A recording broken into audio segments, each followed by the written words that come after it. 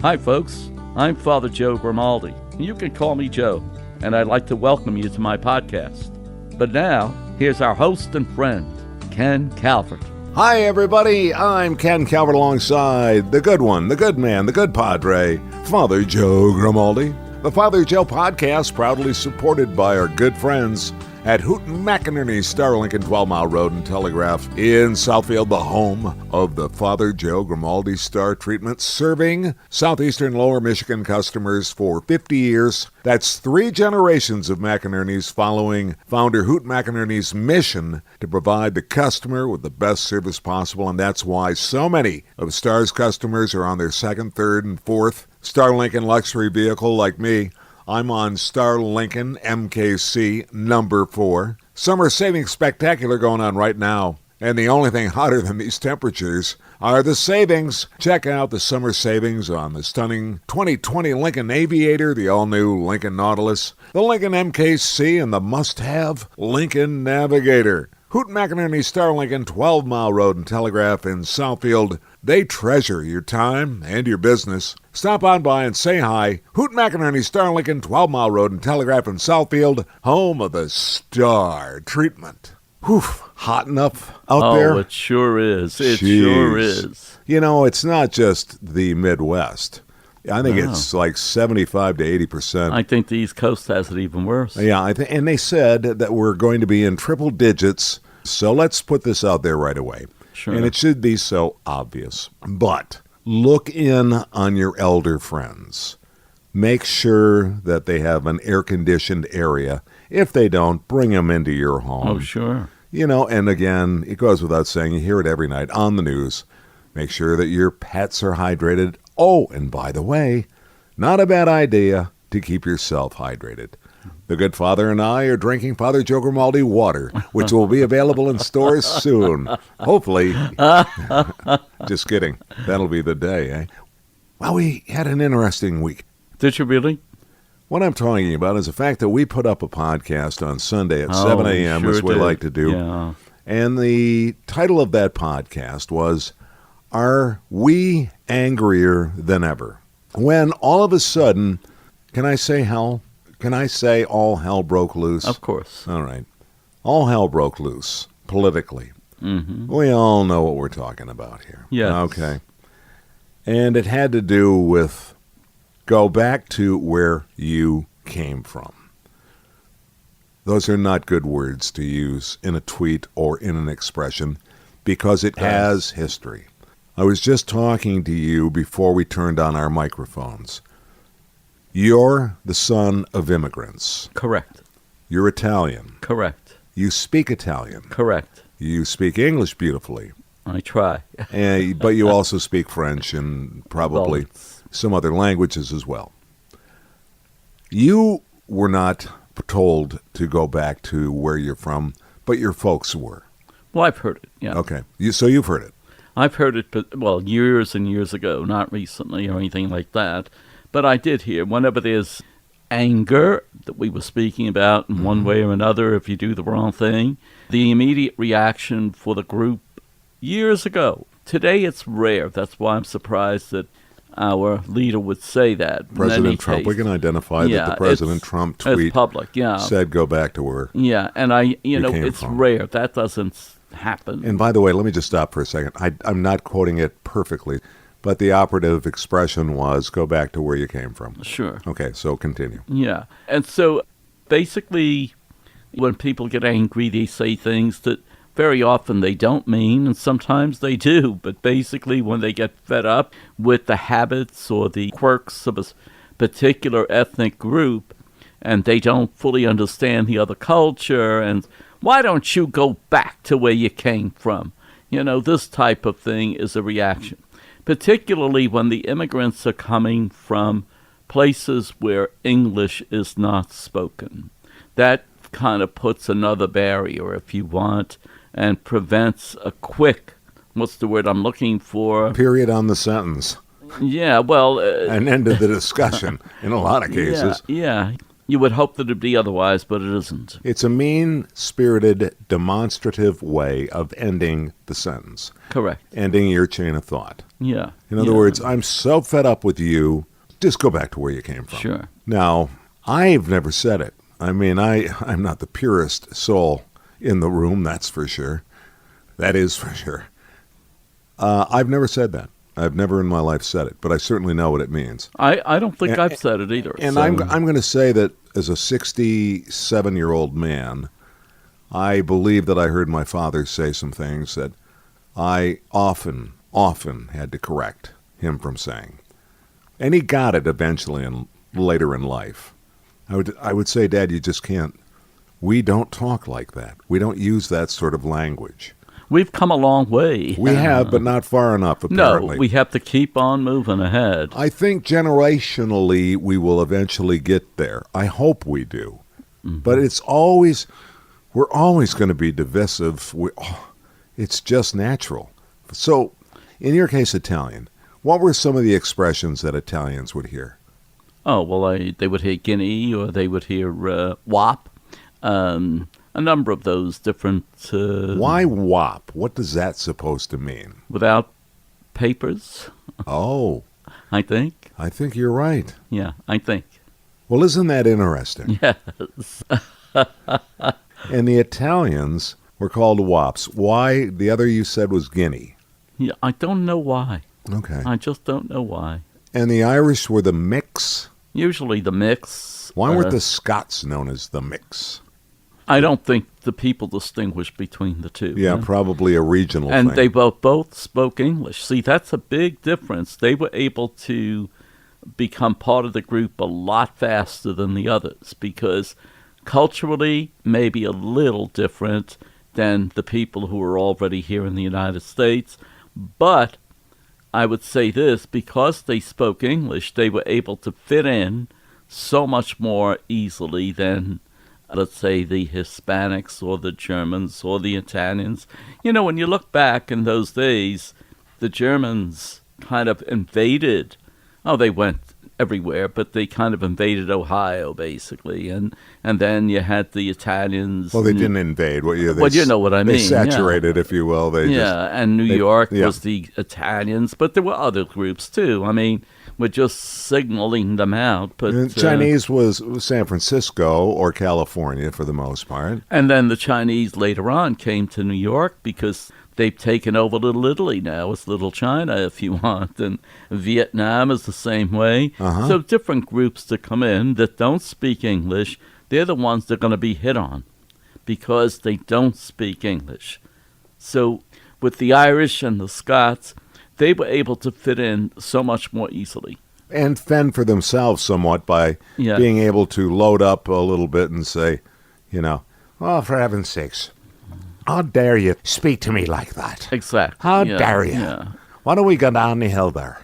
Because the others were kind of, it's almost as if the attitude was, I am not worthy, this type of thing. They didn't feel that they could really show themselves, They were kind of hidden, until things started to change, I think the biggest change occurred when John F. Kennedy became president. Oh, do you remember how everybody was flipping out? Yeah. I remember my parents, because he was Catholic. They just thought, what is going on here? And you see, as a kid, I was too young. I certainly remember Kennedy as our president. There's no doubt about that. And the assassination is, I could tell you in a heartbeat exactly what time it was, where I was, and how we were sent home from St. Bede's. Well, Catholicism was always under suspicion. Now, with a president, all of a sudden people started to see Catholicism as certainly a very main kind of religion, if not the main religion. But they were looking at it in a different way, much more acceptable. The Irish certainly were very much accepted. Right. On the storefronts, you would see Irish need not apply, this type of thing. Because, again, they spoke English, and when there was this hatred involved, certainly that's the sign that they could read, and it said Irish need not apply. But that changed with Kennedy and the whole Kennedy clan. It became a whole different situation. Why are people so uncomfortable with other cultures? Unknown. I suspect, yeah. I think there was also that period where you ain't taking my job. Correct. The other thing that I grew up with, and I hate to admit this, but I did. Well, you know what happens. Once one moves in, then they all want to move in. Yeah, and then That's really... and that led to many areas changing overnight. Yeah. People, if somebody sold a house, everybody on the block sold a house, Right. you know? It was a drastic move. They didn't understand that these were human beings, huh? Right. They didn't understand that we're all bonded because we are human, and we should respect one another because we are human. So what happens is if you don't understand that, then you're afraid of the people themselves, you're afraid of the culture, you're afraid of whatever they're going to introduce to our life. Well, I could see where that fear would be there. The Jewish people, I think, had a very difficult time. As a nationality, they have suffered so much over the past 100 years. I mean, when you think about the Holocaust, and when you think about just anti-Semitics. Yeah, well, the Semitics apply to Chaldeans, Jews, and, people from that areas. Unfortunately, it's a bloodline that we can source, and it really is our families. I agree with you. One of the things that it gets me is that with the Jewish people, you would think that the opposite would be true because they're white, they're professionals, they're hard workers. But throughout history, when you go back before Christ, they were always hit upon. People always hated them, and they had to fight for their lives throughout history. Now, after the Holocaust, that was culmination. It was even worse, and it was a continuation. Unthinkable to this day. It is. Unthinkable. It is. But by the same token, it's interesting that these people who are, generally speaking, very successful, certainly would fit in because of culture and being white, but yet they've had to suffer, and they still do in many ways. Oh, absolutely. There's no doubt about it. Yeah. I guess I'm going to ask you something that you can't possibly answer, but I want you to take a shot at it. Sure. Why do you think people, going back to Christ's time, why have people always had it out for various areas, property, land, language, color? What is it? Well, I think something you said yourself, Ken. It's a matter if you don't understand the language, if you don't understand the culture, why they're doing this, that, or the other thing, then there's something to be feared because there's this whole idea of mystery and clouds that go around those people, so you fear them. I think it's becoming less and less. I know that... I agree. I truly think... Because, there was a time when if a black family moved into the area of what was always considered a white area, it would be ridiculous. It wouldn't happen. But now that's much more acceptable. Not only that, I think people socialize together. I wouldn't have an issue with not at all. Well, separate yourself from the rest of the people. Well, and I think there may be a disparity in ages as well. And I think the younger you get, the better it's getting. Sure it is. The more accepting, if you will, yeah. Of all things, all people. Of one another, all people as human beings. But in the 60s, we were singing, to a bottle of Coca-Cola. I'd like to teach the world to sing in perfect harmony. And they brought all of the various nations up onto this gorgeous plateau. And we were hugging, and we were kissing, and we were singing, and we were getting along in perfect harmony. It's the real thing. And we haven't come very far. We're still kind of mucking it up. We're still working on it. Yeah, it certainly is a WIP, not a WAP without papers. It's a work in progress. A work in progress, definitely. This is something that I think, I don't know, I can't mandate, direct, or tell you to do anything you don't want to do anyway. But I just think that this is something that should be talked about in the churches. Well, I think this is something I addressed last week, actually. Good for you. Because Jesus speaks about inclusivity whenever he can. He wants everybody to be accepted as human beings. There is a bond between people because they are human beings.